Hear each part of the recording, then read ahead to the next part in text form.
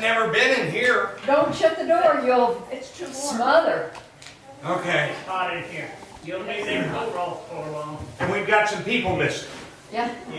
Yeah, it's Christmas time. Christmas time. That's right. Well, Okay. Angie's got off with her family. She wanted to be here, but they all took off, so. They took off somewhere. Took off. Well, good afternoon, everybody. I think you all know me. I'm Randy Mayeau. We talk about whatever is in the news. How's your leg? What? Oh, it's fine. Good. It's Good. not either. I got a new machine. Got a new machine. There's a woman here says it's not either. You said it's fine. She said it's not either. So you two have been married how many years? 63 years. Okay. I'm going to go ahead and make this statement without much doubt. After 63 years, you already know she's right about everything. So your leg's giving you trouble. Sorry about that. I don't know if you've heard about this, but for the first time in a lot of years, it looks like the Dallas Cowboys are playing actually good football. They're looking impressive. I just this second came from seeing a guy that I know well who last Friday night was in the home of Stephen Jones. Stephen is the son of Jerry Jones. They were at a Christmas party.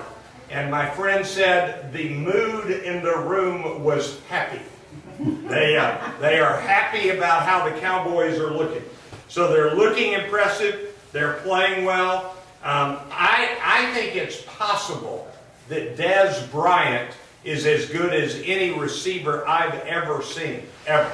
So maybe the Cowboys will actually keep going this time and win a few more, and maybe even all the way. We'll see. But it's a pretty exciting comeback for the Cowboys. By the way, I have a banner that is longer than my arms, that is a banner made from a tweet I sent, and Emmitt Smith signed my tweet. He signed 400 tweets. It was a promotion for some company, and I've got a banner that I'll keep rolled up. My wife, for some reason, wasn't willing to give over an entire wall in the house to my Emmitt Smith banner. So, anyway. All right, so that's item A. Now, there are a lot of things to talk about today. We're going to talk about Cuba. We're going to talk about torture. We're going to talk about police. And if we have time, we'll get to some other things. Now, let me start by making a statement that we all know, but we don't want to think about. When person A does something bad, person B wants to see some kind of revenge or punishment. And that is true no matter who does what. If you watch baseball, if a pitcher throws at a batter, the next inning or two, or maybe 3 or 4, the other team's pitcher throws at one of their batters. It is like clockwork. And then when you start asking the question, who started the problem? You always have difficulty knowing who started the problem. So let me give you an example. There is a country called Israel. They have a major ongoing conflict with a group of people called the Palestinians. Who started the problem? They did. I challenge you. They did. They did. I challenge you to figure out who started the problem.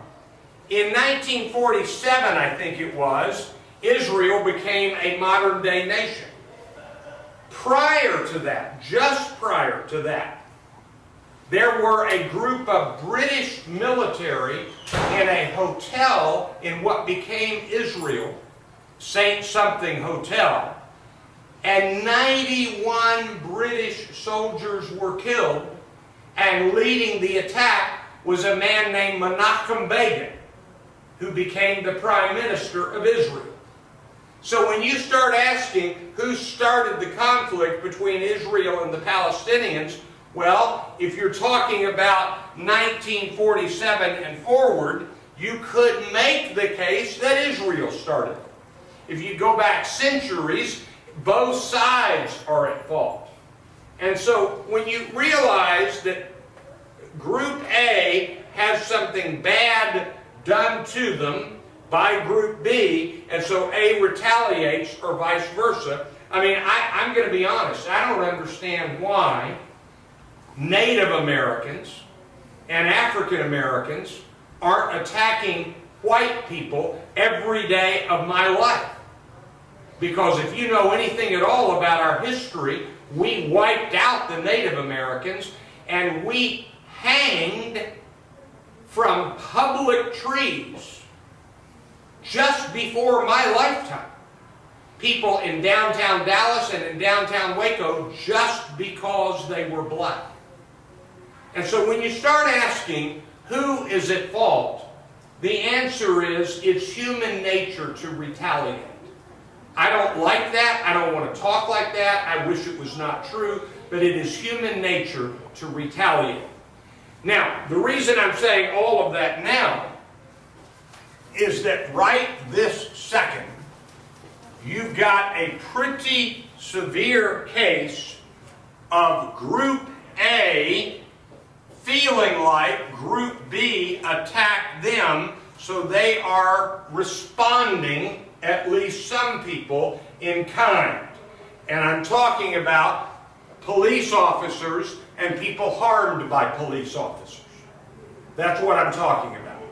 Now, the movement that believes that the police officers ought to have gone to trial, they should not have been cleared by the grand jury. I'm talking about the police officer in Ferguson, Missouri, and the police officers in New York City. The groups that say they should have gone to trial, they have denounced in unequivocal terms. They have denounced the violence that killed 2 police officers in New York City over the weekend. Even though the person who killed them and then killed himself stated that he was doing it in essence to retaliate for the killing done by police officers where they were not delivered justice. And so, according to this person and according to the people who believe that it was not just the way the grand jury ended. But this is a terrible story.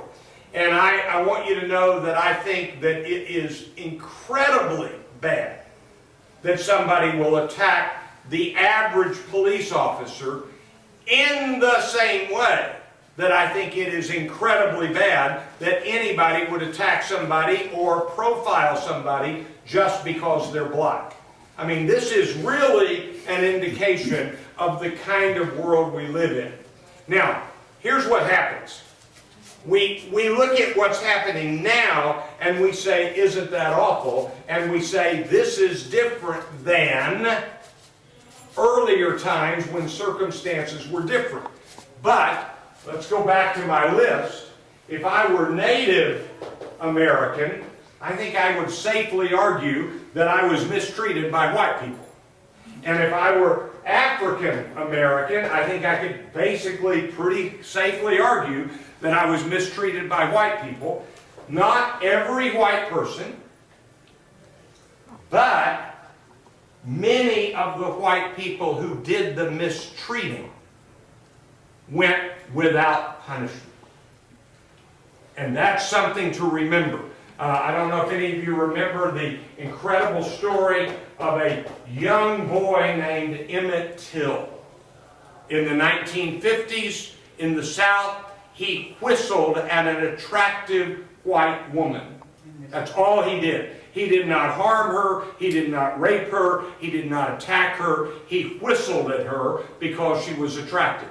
He was killed brutally, although there's no kind of killing that isn't brutal, but he was killed brutally, and the men who killed him, listen to this, went on trial for it, were found not guilty by an all-white jury, and a month later told Life magazine how, or Look, I forget which, how they killed him.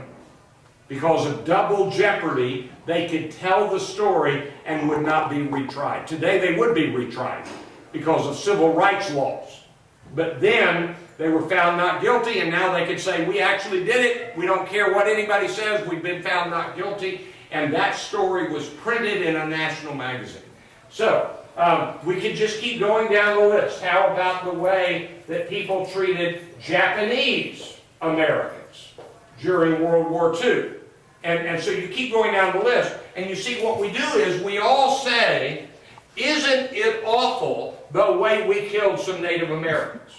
Isn't it awful the way we killed some African Americans? Isn't it awful the way we interned some Japanese Americans? But in today's society, we say, but that was then, this is different. And perpetually throughout history, people argue, this is different. And so it's okay that we're doing this now because times are different. So that's my quick comment about the police department. Now, I will tell you that we're kind of in a very precarious position. We've got police who feel like they're not being supported, and we've got people who feel like police are singling them out and harming them. And we've definitely got a circumstance where people who, let me think how to word this, when police officers have killed people for what appears to be questionable reasons, and I think we would all acknowledge, that when two police officers drive up to a park and shoot dead in less than 10 seconds a boy who's playing with a play gun, a toy gun. That happened in the last few weeks. When that happens, I think we can say the police officers in that case were not acting in an appropriate way. In the same way that everybody who has seen the video believes, I mean, even people who support the police officers fully, when they're asked, George W. Bush said, when he saw the video of Eric Garner being choked and he died, George W. Bush said, it's hard to figure out why that police officer did not go to trial. That's George W. Bush. So forget the Republicans or the liberals who were saying that. That's George W. Bush saying that. So that's kind of interesting. So that's that story. Who's got a question about the sad police situation at the moment? Anybody? Nope? All right. That's story number one. All right. Now, it's hard to know what the gutsiest thing has been that a president of the United States has done in my lifetime. But you could make the case that it was done by Richard Nixon. Now, I'm not talking about Watergate. We're talking about before Watergate brought down Richard Nixon. But he did something that nobody thought would ever happen. What was it? Went to China. He went to China. He opened China. And now, and by the way, China is not a good country in terms of what we believe to be right. They violate human rights. They put people in prison unendingly. They have killed protesters as a group. They are communists through and through. But Richard Nixon, who, by the way, was very anti-communist, basically said, you know what?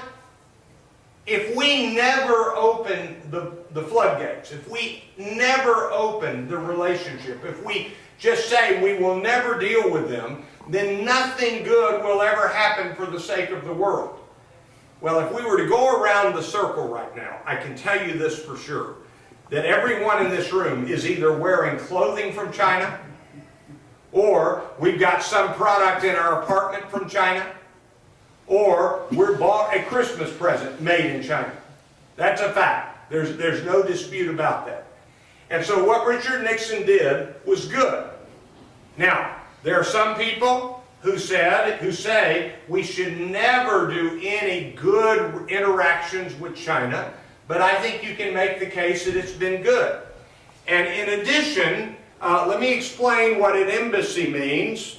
If you have an embassy, it means that you are in some level of relationship with a country, and so you've got an embassy in that country, and you can travel to that country, and you can get a passport and a visa between that country. For example, we do not have an embassy in North Korea, and I'm pretty sure we're not going to be opening one anytime soon. You know, North Korea is not in this list, but we do have embassies in China, in Russia. Anybody in the room feel like that we can't quite trust Vladimir Putin right now? I don't think we can trust Vladimir Putin right now, but you know what we haven't done? We haven't closed our embassy. It's open. And we still have people traveling back and forth to Russia all the time. And the reality is that if you have two countries that disagree with each other, here are the options. You can go to war, you can talk, you can interact. Now, do I wish that Russia would become like the United States? Do I wish that China would become like the United States? In many ways that I do. But I'm guessing that Vladimir Putin is not willing to come to my current event sessions, where I can talk to him about the kind of country he ought to consider building.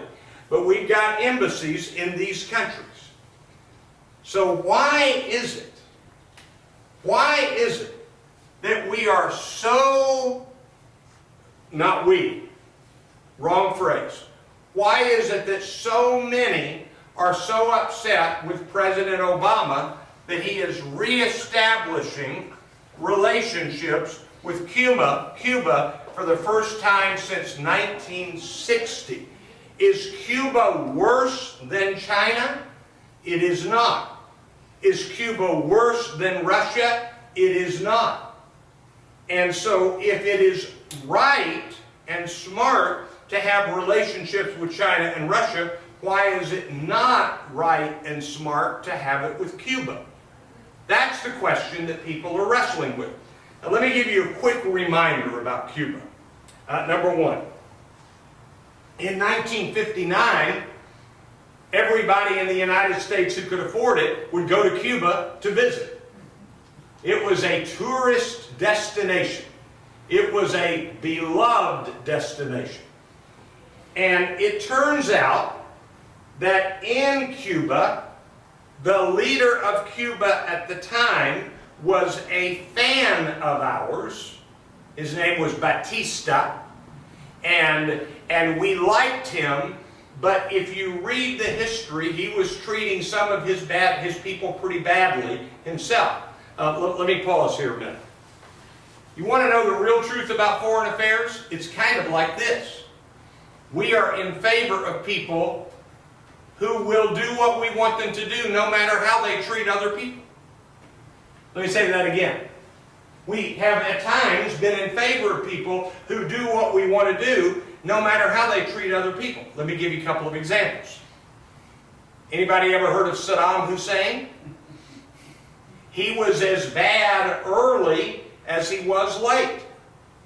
But during the Ronald Reagan presidency, we were giving him weapons. And we liked him because he was fighting Iran, which was being supported by the Soviet Union. And so we supported Saddam Hussein, even though we didn't like him. Prior to that, we were supporting the Shah of Iran in Iran. And we supported him, even though we now know that he was brutal to his own people. There's no doubt about that. But he liked us, and we'd rather have somebody who's brutal to his own people who likes us than somebody who doesn't like us. So that's the way that works. So here's the quick chronology of Cuba. Here's what you need to remember. Early in 1961, now Fidel Castro came into power in 1950, literally the last day of 1959, New Year's Eve at the end of 1959. Dwight Eisenhower is the one that shut off relations with Cuba in 1960. So we shut off relations with Cuba. And in 1961, John Fitzgerald Kennedy gave the okay to launch a military strike to overturn Castro and return it to no communist nation under Castro. This was called the Bay of Pigs because the attack was going to be launched through a bay on Cuba called the Bay of Pigs. In 1961, that was a great big failure. We miscalculated. It did not go right, and our guys got beat at the Bay of Pigs. So in 1961, the Bay of Pigs, 1 year after we broke off relations with Cuba, we attacked them. Now, I've got a question for you. If you're a leader of a country and the United States tries to overthrow you and tries to attack you, and the perception and the truth is tries to kill you, would you trust the United States? I would not. And so what happened was in 1962, Cuba basically said to their ally called the Soviet Union, send us some missiles. And so there were missiles being put into Cuba that could have been used to attack the United States, and so we had something called the Cuban Missile Crisis. And John Kennedy went on national television, and you all remember how that ended. The Cuban Missile Crisis ended with us setting up a blockade, blocking ships from coming in. We were 90 seconds away. Let me explain what that means. Here's the line in the ocean, and here's the Soviet Union, and if they cross this line, they're crossing the blockade on the way to Cuba, and we have stated, do not pass this line. And they got within 90 seconds of the line, and then stopped their ships at dead stop and sat there. I think for 2 or 3 days. It's been a while, but I think it was 2 or 3 days. And so, they stopped there, they agreed to turn back, they then actually dismantled the parts of the missiles they already had in Cuba and sent them away, and we did not have World War III, for which I'm very grateful. And that happened in 1962, October of 62, the Cuban Missile Crisis, and of course 11 months later, John Kennedy was killed, and one of the most hard to kill conspiracy theories is that Fidel Castro was behind the killing of John F. Kennedy. I'm not implying that he was, I'm just saying that conspiracy theory is still around. So you put all that together, and basically ever since 1960 and ever since the Cuban Missile Crisis in '62, we've just sort of lived not paying attention to Cuba. We just haven't paid attention, and they haven't paid attention. So now we know that for the last 18 months, President Obama has been trying to build a bridge to Cuba. He actually tried it a little bit right after he became president, and they ended up taking as a prisoner a man named Alan Gross, accused him of spying. It's likely that he was spying. We don't know that, but it's likely that he was spying. And so he's been in prison in Cuba. And so what we heard last week was the decision was made to release Alan Gross and to release one other person whose name has not been revealed because he was a spy. This is American. And we released 3 prisoners. And now President Obama says we're going to put up an embassy. Marco Rubio, who is going to be head of the Senate committee that would make that decision, he is Cuban American. He says we're going to block the embassy. But here's what I think. I think this has not happened much. There is an entity called the United States Chamber of Commerce. It's a very large national organization. They support Republicans all the time. They have announced their total support of the reopening with Cuba and the opening of an embassy.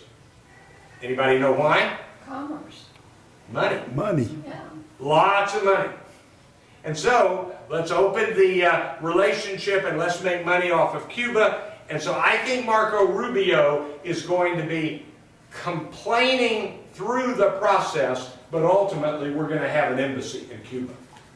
And I think that everybody is chomping at the bits to get going with this. It's been sudden. And by the way, if President Obama has made such a terrible mistake about Cuba, then why is the stock market right now back up about 800 points and this close to its all-time high in one fell swoop?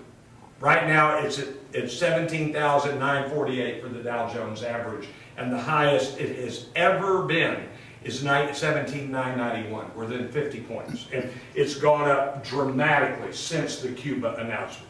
So that's that story.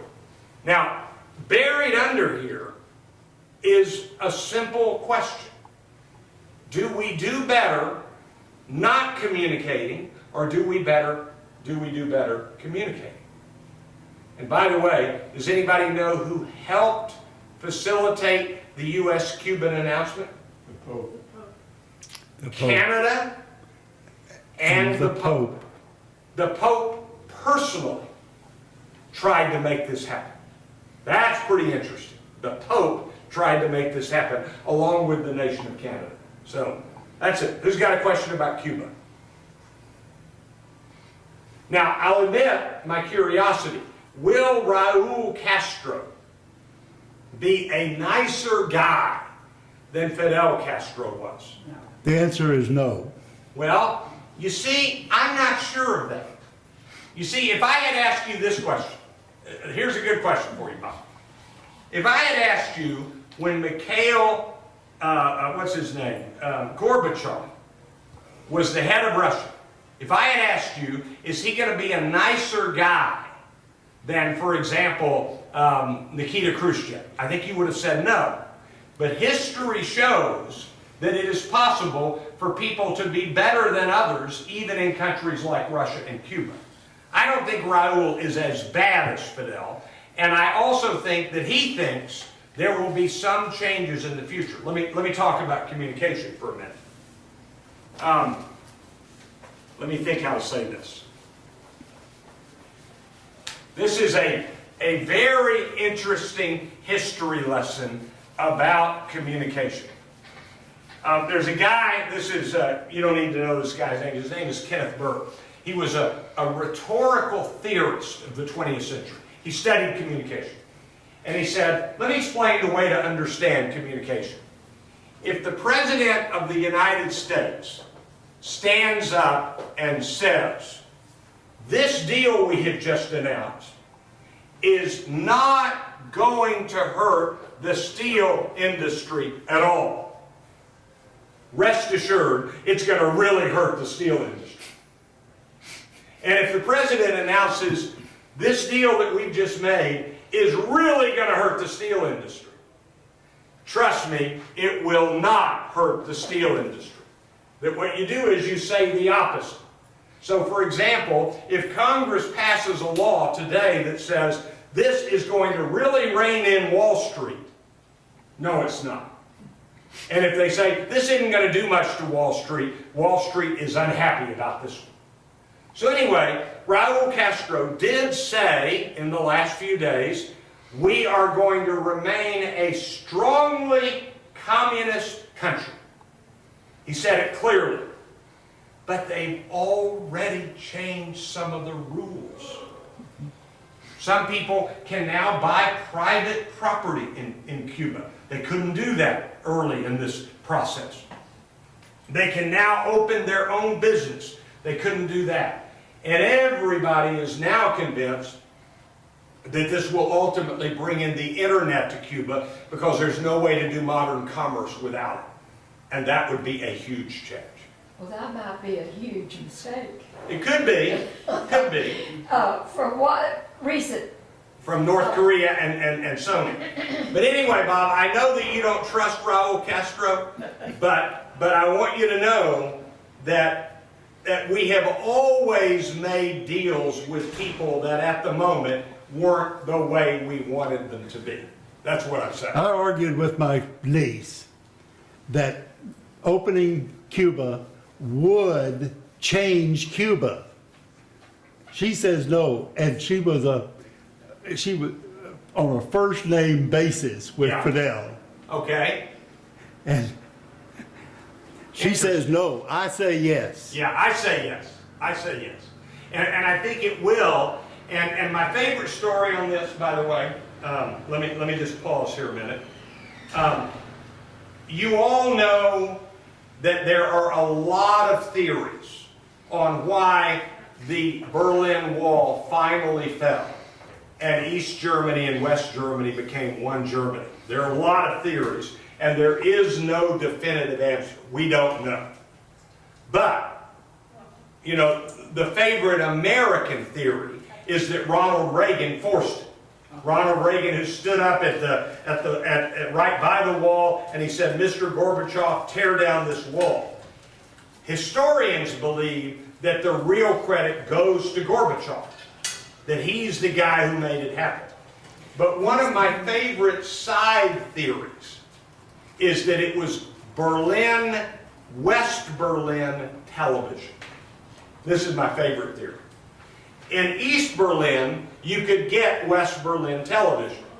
Wasn't the news shows, it wasn't the documentaries, it was the commercials.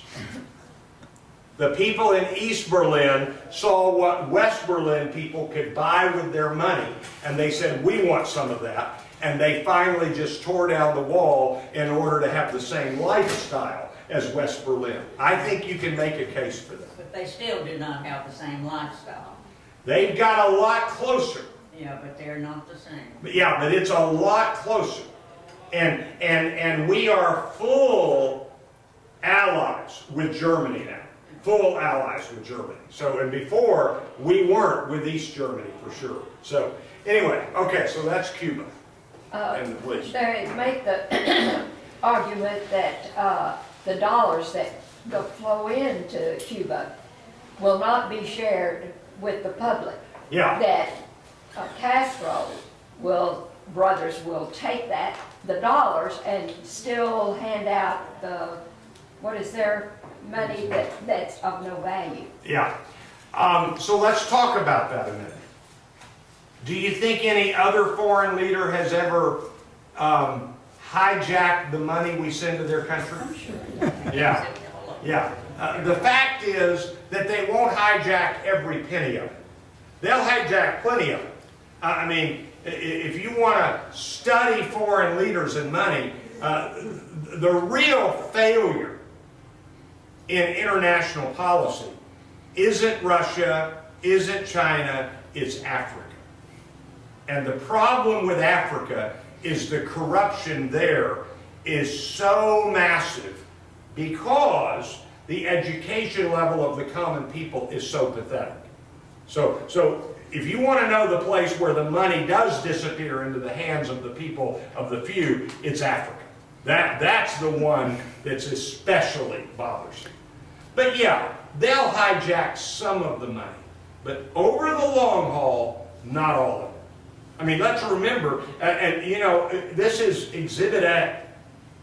It has been 54 years since we issued an embargo, have not done trade with Cuba, and we did all of that in order to change Cuba. we said no more trade. We're going to put up into practice an embargo. We are going to keep Cuba isolated, and that will force them to change. Has it forced them to change? You know, President Obama said, if something isn't working for 50 years, maybe it's time to try something different. I mean, who can argue with that? I don't think we can argue with that. So if 30 years from now, the Castro family descendants have kept all of the money and it's not open at all, then a president worth his or her salt will say, let's revisit this. But you can't change it in 2.5 weeks. It's going to take many years. So that's that. Okay, so that's Cuba. Now, let's go to torture. Now, here's what's interesting about the torture question. I've already talked to you about the findings of the Senate, the Senate committee. And the findings are pretty strong and pretty graphic. I'm not going to go over the details now, but it is now continuously and consistently acknowledged that we did these things. Dick Cheney, who has been on the national television shows, Dick Cheney has said we would do it again. He said it did get us information, and the Senate report said that it did not get us information. But he has not said we didn't do it. Now that's a really profoundly important thing. No one from Dick Cheney on down has said that this report is wrong about what it says we did. Now that's pretty significant. And so what's happened in the last week, since I was here last Monday, I think it was, is the New York Times has written an editorial this weekend in which they have said it is time to prosecute Dick Cheney, and they named him by name, and they named 4 others, including people high at the CIA, and including John Yoo and one other man who wrote the memos that were endorsing and saying these practices are legal. Now I'm going to tell you a funny thing about the New York Times. They're now calling for prosecuting Cheney and others for war crimes, for torture. Does anybody know what the New York Times was doing all those years? They were refusing to use the word torture. They never used it. Nowhere in the New York Times. They called what was being done enhanced interrogation techniques, which is the phrasing used by the CIA. So in other words, the CIA used words that took torture out of the conversation. But now that the Senate report is out, the New York Times is using the word torture. And so we got an interesting question. Let's talk for a minute about what it means to be a nation of laws. That's the question, right there. What does that mean? If you have a nation that is built on the principle of law, it means that nobody, no matter what their position, no matter what their importance, is above the law. That's what that means. And so if there are laws that must be followed, they must be followed by everyone. What we are, in fact, is not much of a nation of laws at times. We are instead a nation of politics. And politics, the practice of politics, is above the law. Yes? And our government has just recent years refused to follow the law, especially with regard to immigration. Now, that's our government officials. Yes, maybe. Let's How can it be maybe Now, when he let's talk stands about up and says, I will not enforce the law? Yeah. All right, so let's talk about that a minute. Number one, let's say that I acknowledge part of that. It's not right to single out the current government, the Democratic government, for failing to follow the law. So let's start with that. Let me give you an example. Say that again. It's not right to single out the Democratic government, the current government, for failing to follow the law, to single them out without holding everybody to it. So we start with that. According to your theory, then, we flip it, and it's only the Republicans that are lawbreakers. No, Democrats are lawbreakers too, and I readily admit that. And I want to give you a personal comment, which I've given you before, just to remind you that I feel this way about it. There have been a number of Democrats who broke the law that I have A, not defended, and B, not voted for. That's not unimportant. I didn't vote for Craig Watkins in this latest district attorney race. Had I lived in Louisiana, I would have not voted for the senator who kept money in his freezer that was frozen in the freezer, and I forget his name right now. But I would not have voted for him. And I utterly reject the Democrat George Wallace. And and he was a Democrat at the time. And let me remind you of a word that you all know. The word is nullification. And what that word means is that if the government, the federal government, passes a law that we don't like, we're not going to follow it. You see, the reality is that the president does have the right to make an executive action. What President Obama has done is, in fact, followed the law. In the same way that Ronald Reagan did when he wrote a presidential executive statement saying we're not going to deport these particular immigrants. That's exactly what President Obama did. In the same way that Abraham Lincoln wrote an executive action that freed the slaves, known as the Emancipation Proclamation.